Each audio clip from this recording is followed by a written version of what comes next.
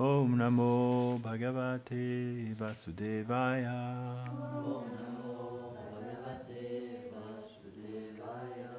Om Namo Bhagavate Vasudevaya.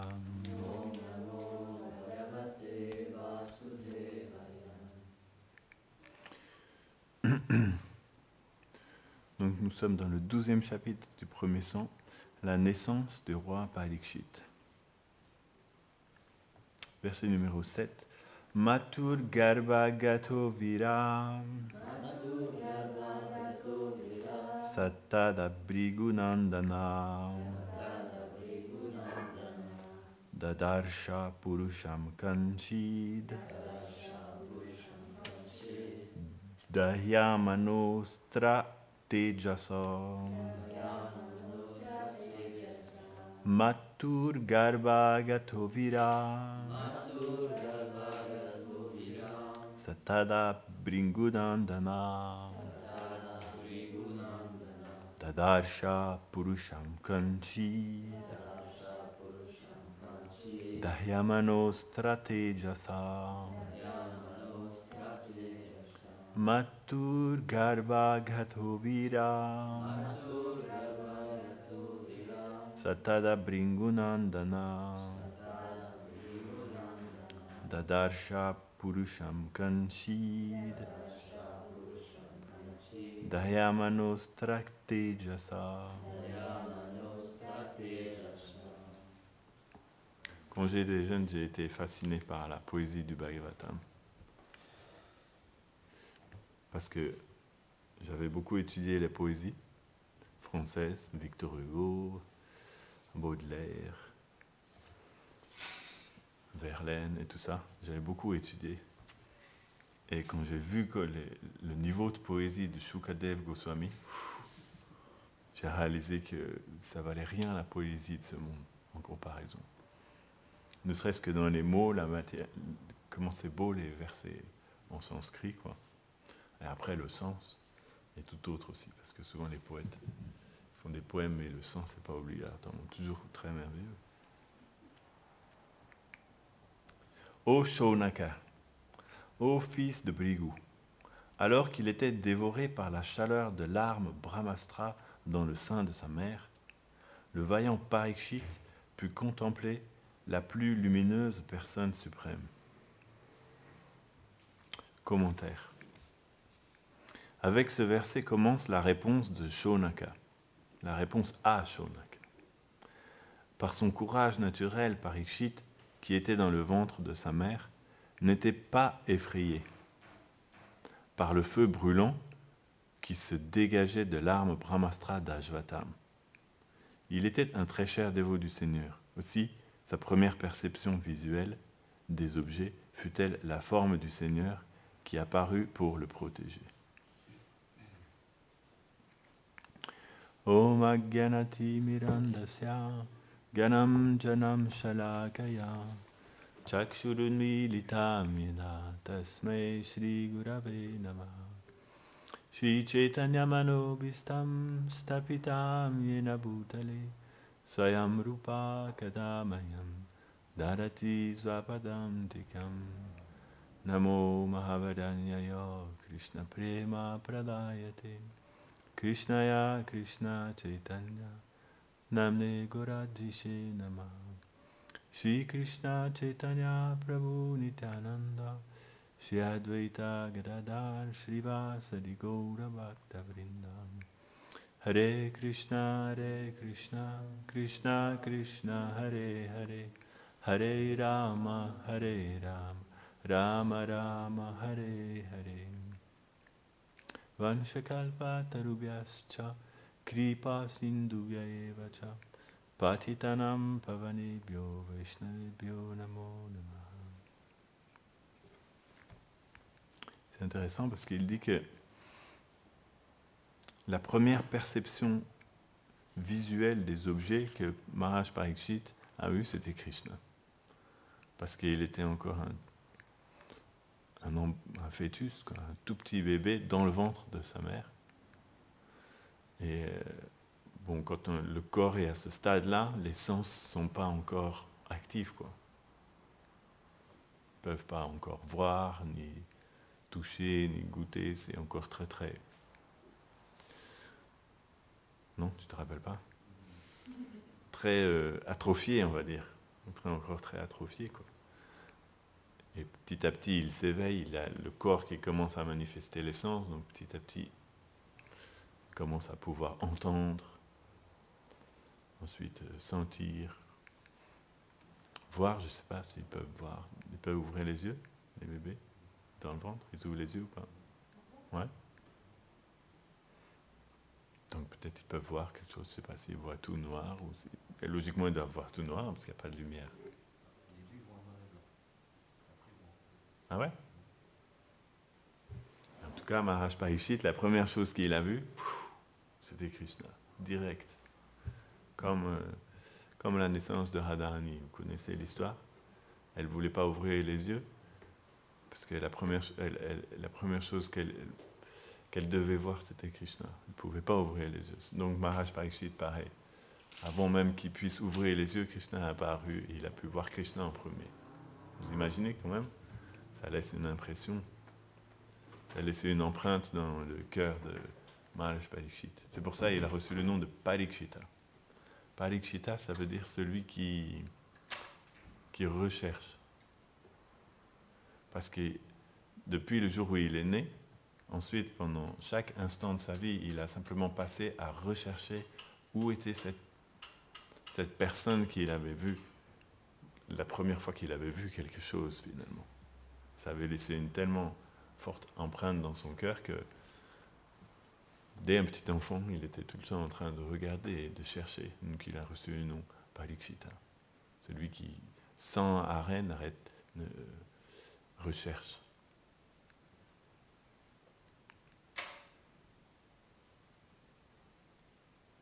Parce que je pense, Aksha veut dire les yeux. Quelque chose comme ça. Chercher du regard. La naissance de Maharaj Parikshit. Et la, comment on pourrait dire, la bassesse de Ashvatam. Ashvatam était tellement bas, non? Il a tiré un brahmastra sur Uttara, qui était juste une femme enceinte. Elle ne devait pas être très vieille non plus, elle devait être une jeune. Elle était l'épouse de Uttara et l'épouse de Abhimanyu.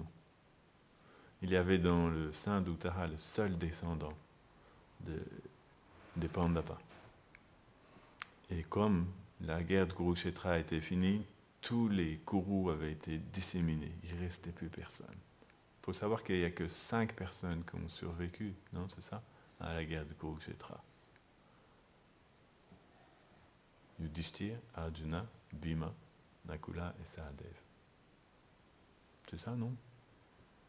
En gros, parce que de nos jours, quand il y a des guerres, il y a quand même pas mal de survivants. Mais là, il n'y a presque pas eu de survivants. Après, je ne veux pas dire peut-être qu'il y en a eu quelques-uns par-ci par-là, mais peut-être que ceux qui ont survécu, ils n'étaient pas non plus sur le champ de bataille. Mais j'ai comme un vague souvenir d'avoir entendu ça un jour, que la guerre de Kurukshetra, c'était juste les 5 Pandavas qui avaient survécu. Leurs fils sont morts aussi. Les fils de Pandavas sont tous morts.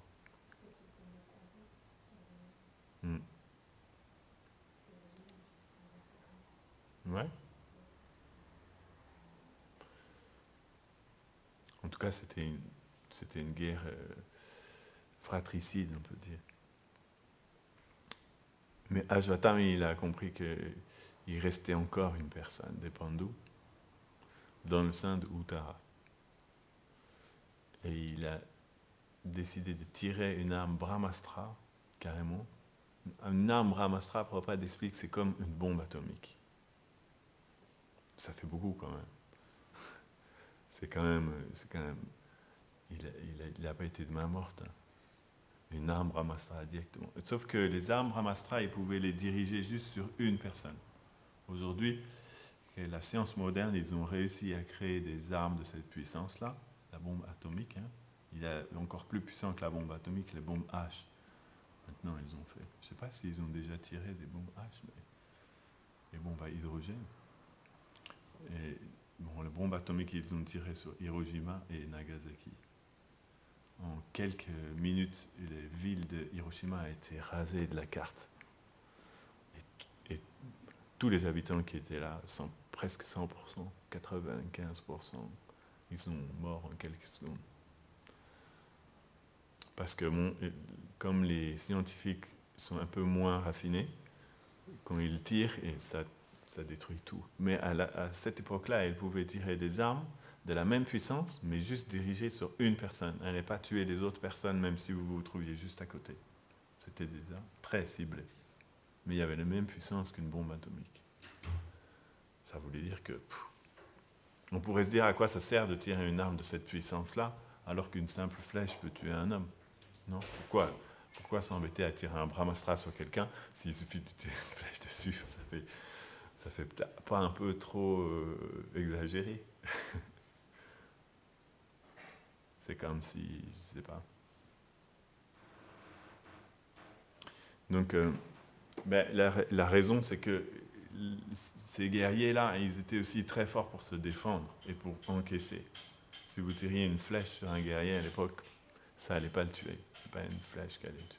Sauf si c'était une flèche qui avait une puissance particulière. C'est pour ça que quand ils tiraient leur flèche, ils disaient des mantras aussi qui conféraient de la puissance aux flèches. Parce que c'était juste des flèches, mais ce qui donnait la puissance, ce qui faisait un Brahmastra, c'est qu'au moment donné où il tirait, il récitait un mantra.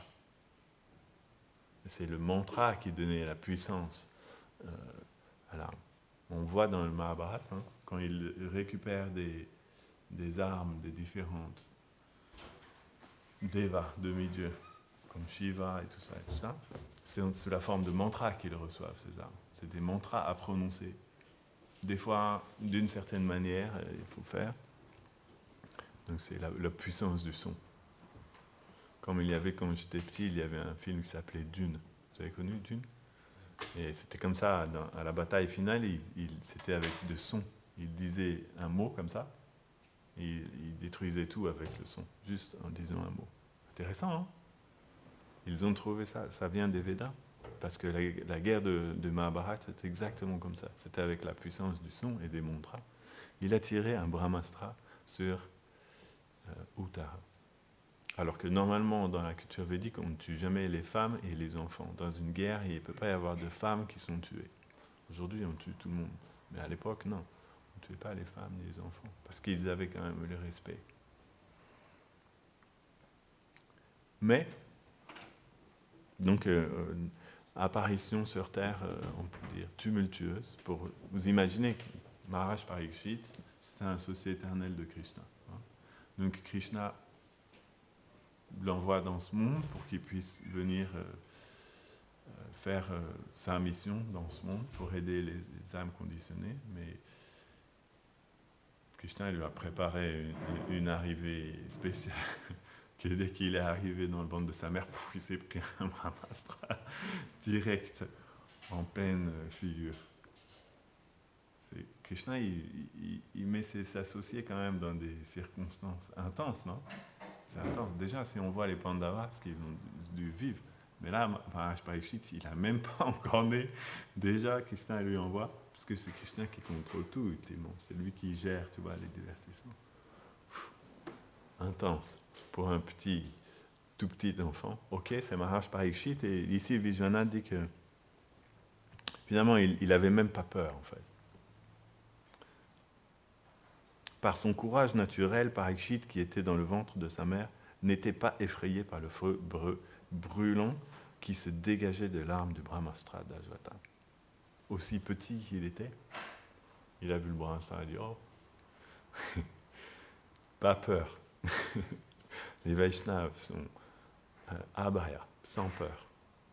Même en tant qu'un tout petit, même pas nouveau-né, avant d'être né, on lui lance un Brahmastra dessus, même pas peur.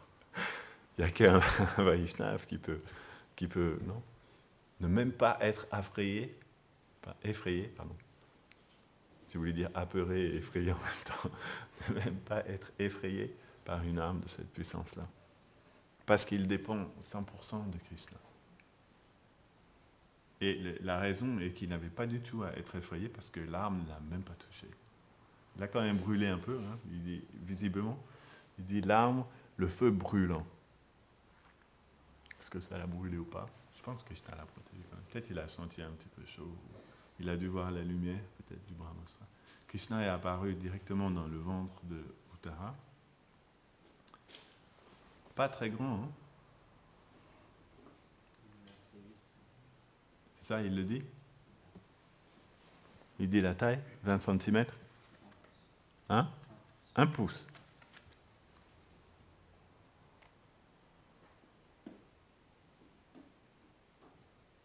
Angushta. Angushta.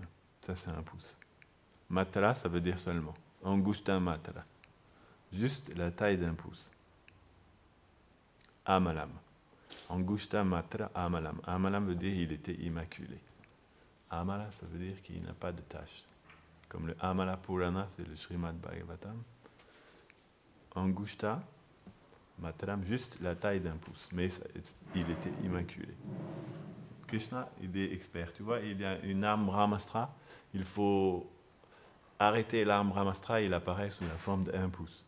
Il va lutter contre l'arme Brahmastra juste en tant que 1 pouce. C'est comme les petits...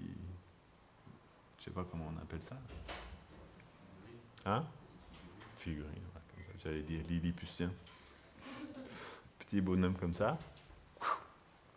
Il a fait tourner sa masse, c'est ça, non? Il a fait tourner sa masse. Il a protégé l'arme Brahmastra. Krishna a toujours des jeux bizarres. Non? Il s'est dit, tiens, j'ai envie de lutter contre une arme Brahmastra dans une taille qui mesure la taille de 1 pouce. Et ça, juste pour sauver Maharaj Parikshit. Donc c'est les divertissements de Krishna. Il n'y a que les Vaishnavas qui peuvent comprendre. À la fois c'est très beau aussi, parce que Krishna il met toujours ses dévots dans des situations très difficiles, mais il est toujours là juste à côté pour les protéger. Et dès que ça devient... Il laisse la situation aller jusqu'au dernier instant, tu vois. Parce qu'il aurait pu faire autrement. Hein. Il aurait pu attraper Ajvatama avant qu'il tire le Brahmastra.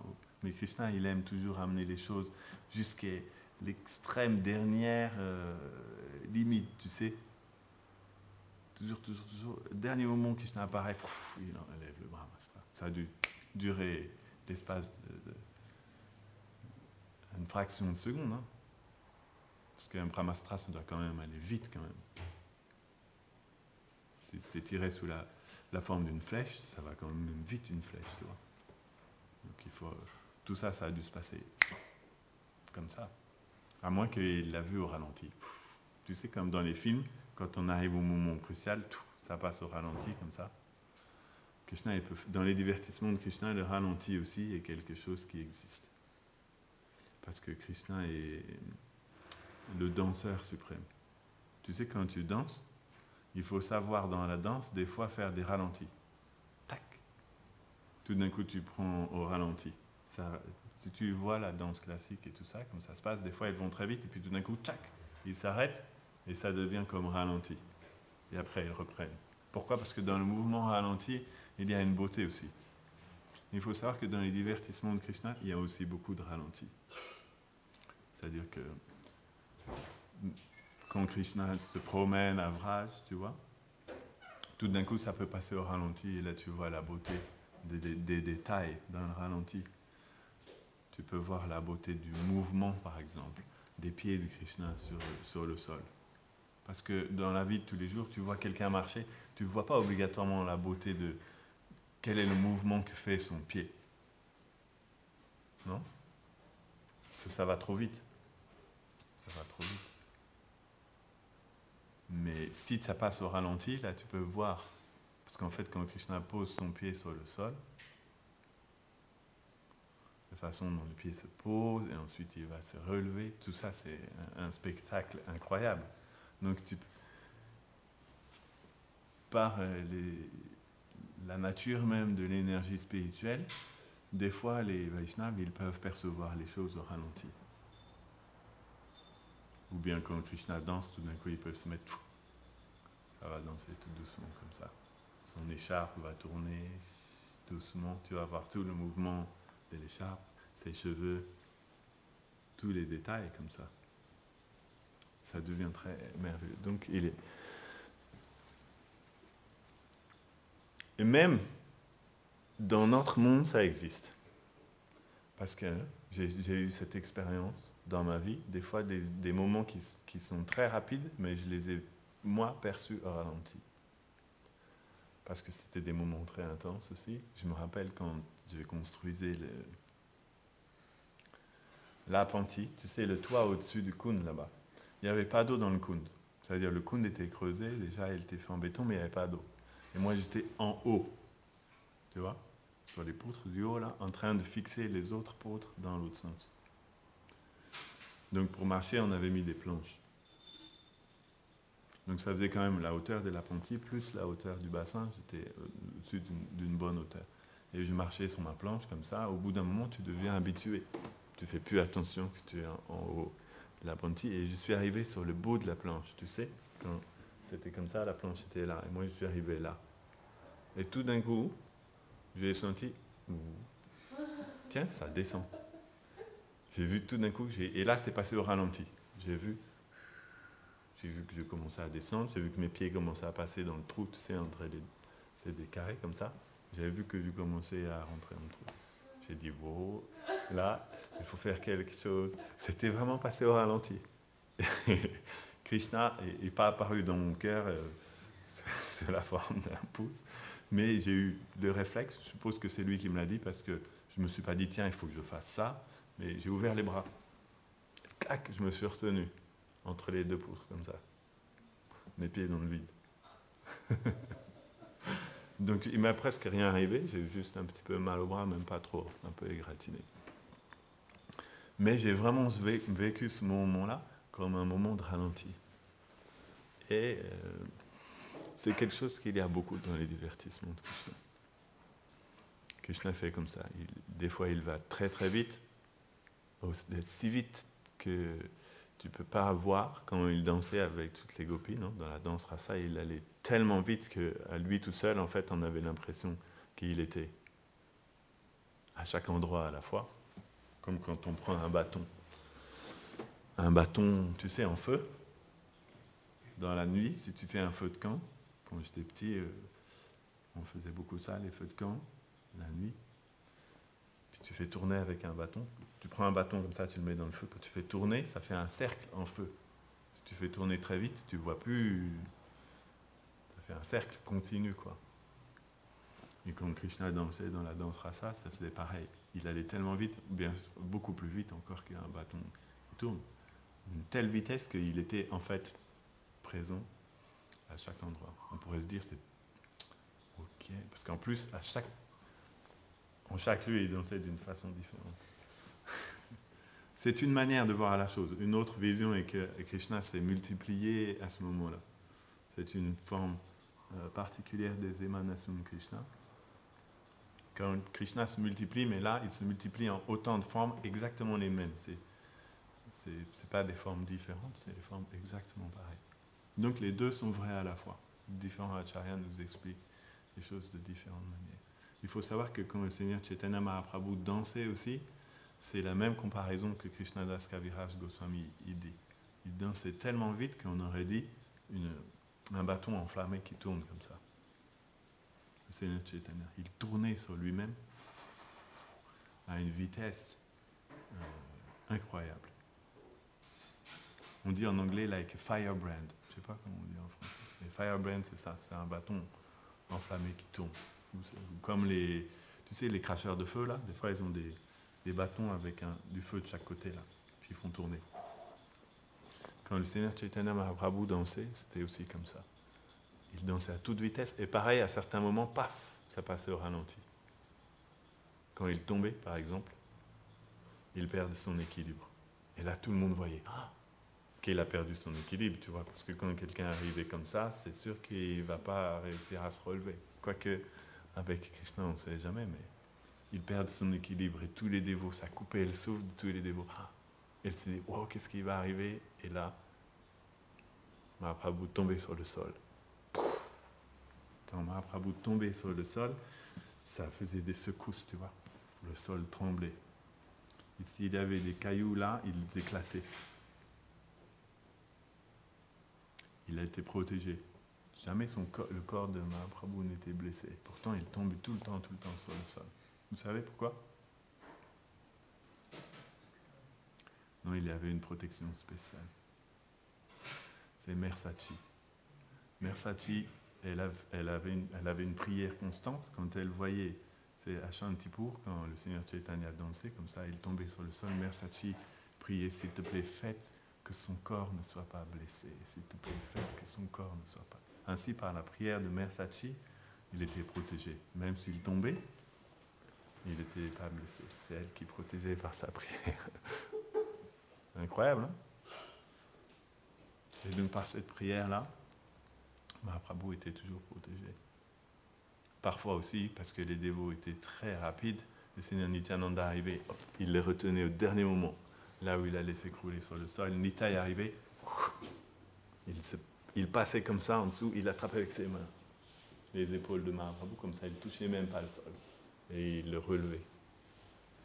C'était quelque chose. La danse, c'est le 13e chapitre du Madhya Lila, dans le Chaitanya Charitamrita, on appelle la danse du Ratha Yatra, comment le Seigneur Chaitanya Mahaprabhu a dansé devant le Ratha Yatra. Et en Bengali, Krishnadas Kaviraj Goswami a appelé Tandera Nritya. Nritya, c'est la danse. Tandera Nritya, la danse de la dévastation. Très très intense comme chapitre. Il donne toute une description comment le Seigneur Chaitanya a dansé. Si vous voulez apprendre qu'est-ce qu'est la danse Vaishnava. Il y a différents styles de danse, non?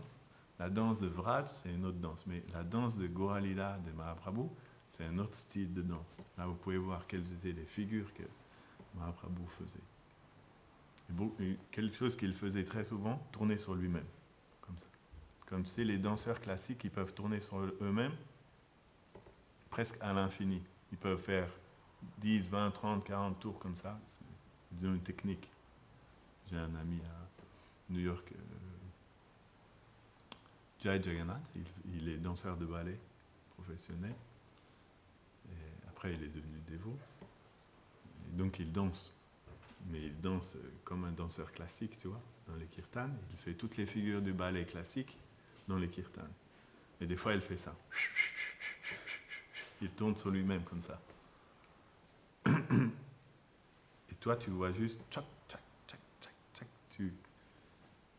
Il peut ne pas s'arrêter, tu vois. Ils ont une technique qu'ils peuvent tourner sur eux. Enfin, il s'arrête quand il veut. S'il s'arrête, il va s'arrêter net. Tac. Mais s'il veut le faire 10, 15, 20 fois, il peut sans problème. C'est des techniques.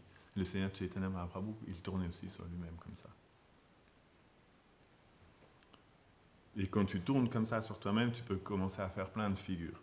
Avec tes bras, tu sais, selon la manière dont tu vas poser tes bras, le mouvement va prendre tel ou tel, comme une toupie. Il tournait comme une toupie, tu vois. Et après, si tu t'inclines un peu à droite, tu sais, ça va faire comme ça. Si tu reviens au centre, ça va faire comme ça, plus rapide. Quand tu fais comme ça devient plus long. La danse de Chaitanya Mahaprabhu. Et il y avait, pour le protéger, 3 cercles autour de lui, des dévots qui se tenaient les mains. Un premier cercle, comme ça. Ensuite, derrière le premier cercle, il y avait un deuxième cercle de dévots qui se tenaient les mains aussi. Et ensuite, derrière, un troisième cercle de dévots qui se tenaient les mains. De tous les associés de Mahaprabhu. Pour protéger la foule, qu'ils ne viennent pas, tu vois, interférer avec la danse. Et aussi pour protéger que comme c'était une danse qui, en fait, Mahaprabhu ne contrôlait pas, des fois, il perdait, comment on peut dire, pied, il perdait pied, et il partait dans le décor. Tu vois, quand il tournait comme ça, tout d'un coup, il partait dans la foule, quoi.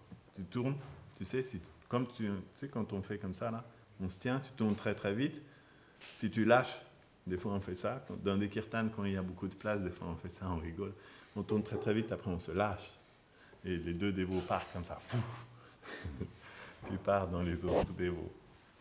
Tu as déjà vu ça? Le kirtan en Russie, ils font ça. Quand il y a beaucoup de dévots, tu sais que tu peux te lâcher et tu vas partir, les autres dévots vont te rattraper comme ça. Donc des fois, Mahaprabhu, comme ça, il partait. Donc les dévots étaient là, avec leurs mains, ils pouvaient amortir.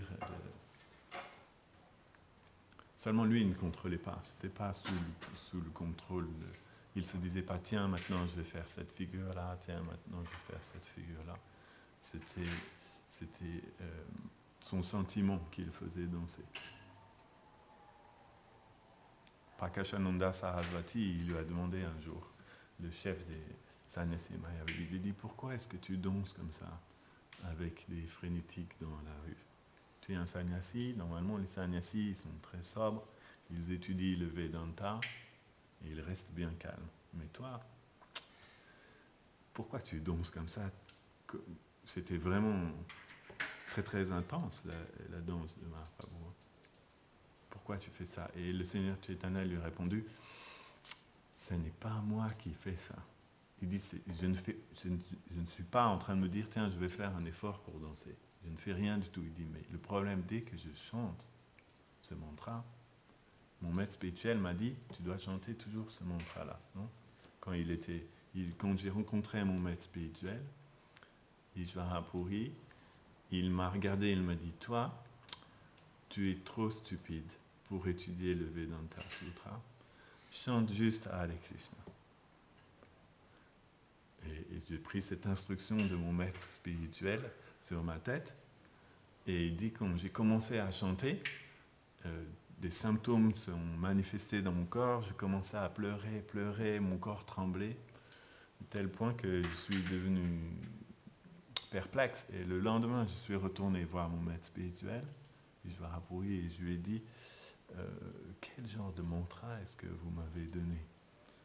Je ne comprends pas, parce qu'à chaque fois que je chante le mantra que vous m'avez donné, mes yeux se mettent à verser des torrents de larmes, mon corps commence à trembler, après je tombe sur le sol.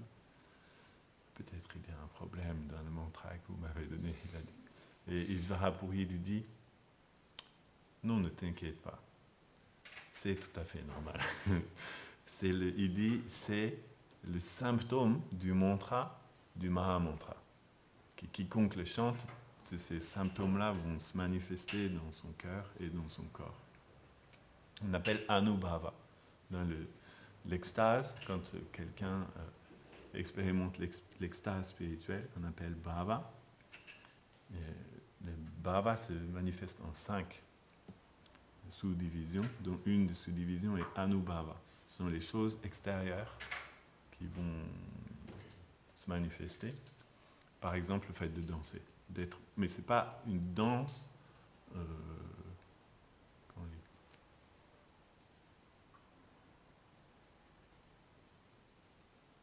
he's not dancing willingly, comme on dirait.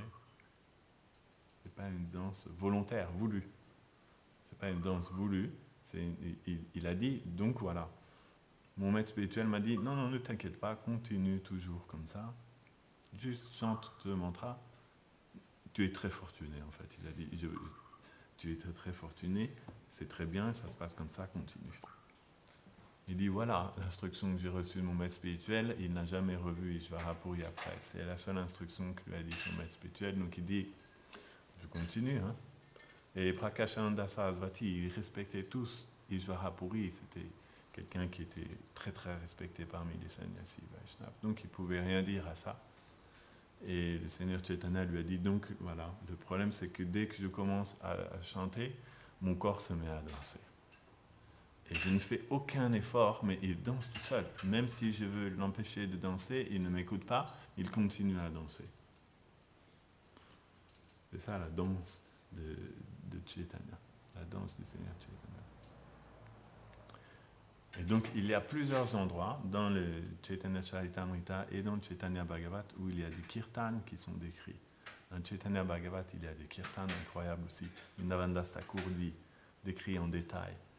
Parfois, quand Mahaprabhu dansait, son corps devenait léger comme du coton. Et il sautait sur les dévots. Et les dévots le portaient sur leur tête comme ça, parce qu'il était devenu tout léger comme du coton. Et des fois, il devenait aussi lourd que l'univers. Il s'écroulait sur le sol. Et toute la terre tremblait. Tu vois, ça a changé de... Et parfois, dans les kirtans aussi de Chaitanya Nityananda, il n'y avait pas la loi de la pesanteur. Tu sais, comme nous, on a. Donc, ils dansaient en 3D, les dévots. Il y en a qui dansaient là, il y en a qui dansaient au plafond aussi. Ils n'étaient pas limités comme nous. Donc, ça laisse, au niveau de la chorégraphie, ça laisse beaucoup plus de liberté. On peut faire des très belles chorégraphies quand ça devient comme ça. Ils montaient dans les arbres, comme dans la maison de Srivas Pandit. Hein. Les dévots grimpaient dans les arbres pendant les kirtans. Ils grimpaient dans les arbres, quand ils arrivaient tout en haut, ils sautaient. Haribol! Mais ils sautaient, ils tombaient bien, tu vois.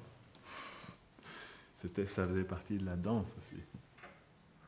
Et des fois aussi, ils perdaient contrôle et juste, ils tombaient du sommet de l'arbre jusque sur le sol. Mais c'était pas grave, ils se relevaient et ils recommençaient. Des fois, ils dansaient comme ça pendant des jours et des jours et des jours. Quand le Seigneur Nityananda est arrivé, j'avais raconté l'autre fois, quand il est arrivé au Bengale, il a commencé un kirtan, je pense. Le kirtan a duré pendant 1 mois. Non-stop. 1 mois de kirtan. Sans manger, sans boire, sans dormir. Juste kirtan. Parce que dans le kirtan de Nitai, tu ne peux pas penser à manger, boire et dormir. C'est oublier qu'est-ce que ça veut dire, manger, boire et dormir. Ça n'existe plus, tu vois. Il y a juste le kirtan qui existe. Tu danses aussi avec Nityananda, hein, c'est quand même... Ça doit être quelque chose de danser avec le Seigneur Nityananda. Et donc il y a cette danse incroyable de Gaura Nitai. C'est pour ça qu'ils sont toujours représentés en train de danser. Hein. Juste leur pointe des pieds touche le socle.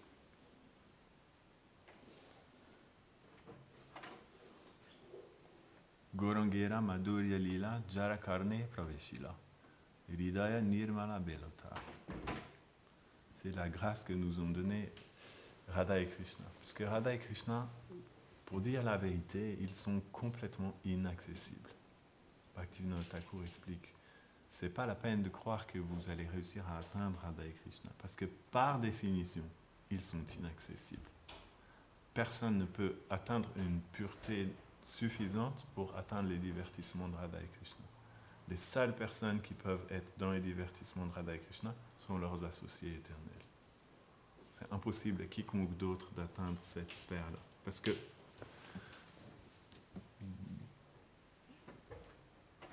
comme ils sont suprêmes, suprême veut dire suprême. Non? Si n'importe qui peut accéder au suprême, c'est plus suprême. Suprême veut dire personne ne peut accéder. Personne. Mais, par leur miséricorde, Radha et Krishna sont combinés sous la forme de Chaitanya Mahaprabhu. Et dans la forme de Chaitanya Mahaprabhu, ils prennent l'état d'esprit de se donner aux autres et de donner aux autres l'accès à leur divertissement éternel. Même si à la fois personne ne peut, ils peuvent quand même par la miséricorde de Radha et Krishna. Sinon, c'est impossible. C'est la seule manière. Parce que, en fait, en entendant parler des divertissements du Seigneur Chaitanya, Gorangera, Madhurya Lila, les divertissements infiniment doux du Seigneur Chaitanya, Jara Karne Praveshila. Si une personne, les divertissements du Seigneur Chaitanya entrent dans son oreille. Karna, c'est l'oreille. Praveshila, ça veut dire entrer. Quand on dit Nityalila Pravishta Om. Non? Pravishta, ça veut dire qu'il est entré dans les divertissements éternels. Pravishta. Jara Karne Praveshila, ça veut dire celui dans l'oreille de qui entre le son des divertissements, des descriptions, des divertissements de Chaitanya Mahaprabhu, son cœur va devenir complètement pur. Hridaya, c'est le cœur. Nirmala, comme on a dit là, il y avait Amala et il y a aussi Nirmala, c'est la même chose. Nirmala Belotar, le cœur devient complètement purifié. Gorangera Madhurya Lila, Jarakarne Praveshila. Ridaya Nirmala Belotar, Narottam Das Thakur a écrit dans Prarthana. Ridaya Nirmala Belotar. Gorangera Nameloya. Oya. J'ai oublié. Hein. Gorangera Nameloya. Premodaya. Si quelqu'un chante le nom de Goranga, Prema va graduellement apparaître dans son cœur.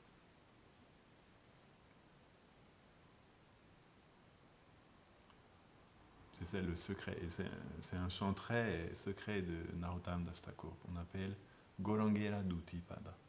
Gorangera Dutipada, Jaradana Sampada. C'est Jane Bhagatira Sasar. Jana, c'est une personne. Gorangera Dutipada. Duti veut dire deux, Pada veut dire les pieds. Gorangera Dutipada, les deux pieds de Goranga.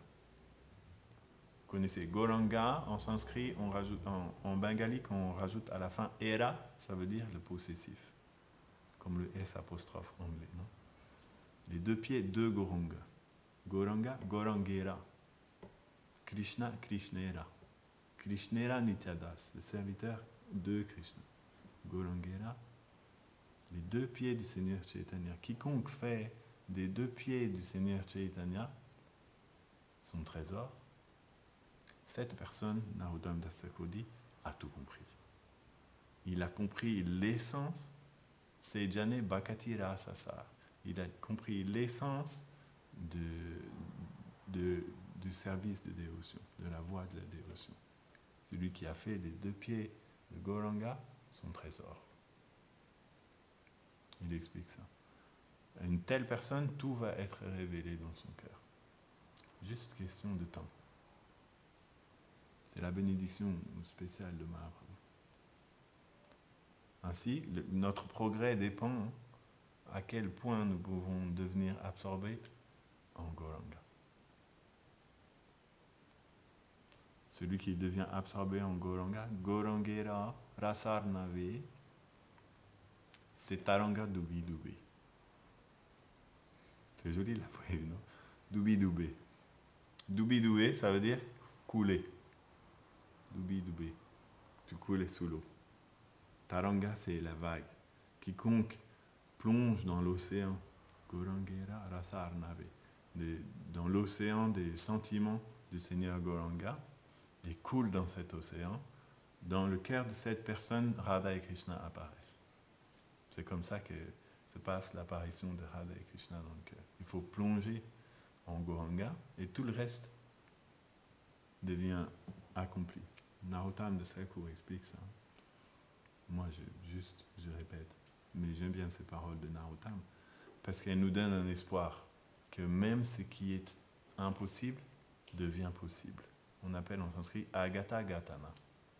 Agata, ça veut dire impossible. Gatana, il devient possible. Agata Gatana. C'est une des énergies de Krishna.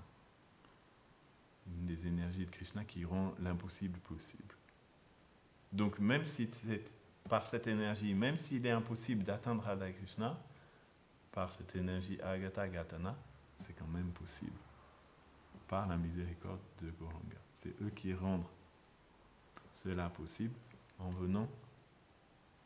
prenant la forme de Goranga. On arrête, hein, il faut arrêter, mais c'est dommage, parce qu'on pourrait continuer. Jai Grantara Srimad Bhagavatam Ki Jai.